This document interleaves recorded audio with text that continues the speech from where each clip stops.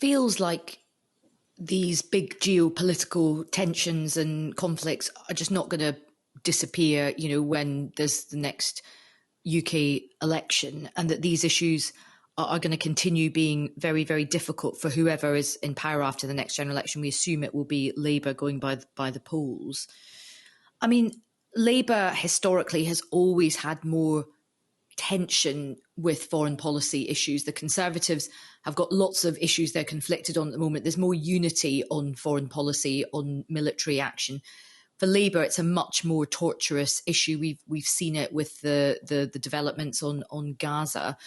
Lawrence, how do you think Keir Starmer and whoever is Foreign Secretary and Defence Secretary navigate the fact that, as you say, they have tacked pretty closely to the Conservatives on everything so far? There's no signs that that's going to change when they come into power, but they will have a big backlash from within their own side. How do you think they navigate that?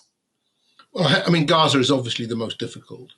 And while one would hope that's done, at least in this round of fighting, we've moved on to trying to do something about the situation in Gaza and reconstruction by the time of the election. That can't be guaranteed.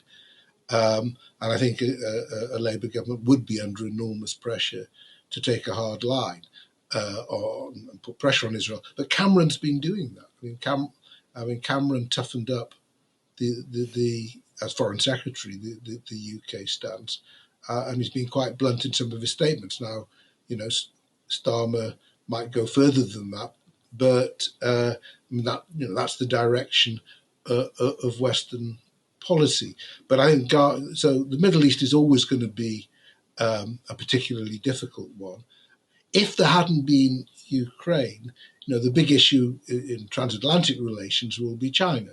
And Washington is far more preoccupied with competition, rivalry with China than Europeans, who accept the security challenges but still want to do business with China and so on.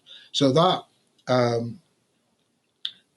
that's where the progressive realism will be put under some challenge, because the Labour government will also want to do business with China, but we'll say, we're aware of the security concerns. We know all about TikTok and so on. So it'll carry. I think it'll carry on, but it'll become much more intense if we don't have Russia Ukraine as the major issue that's dominating transatlantic relations at the moment.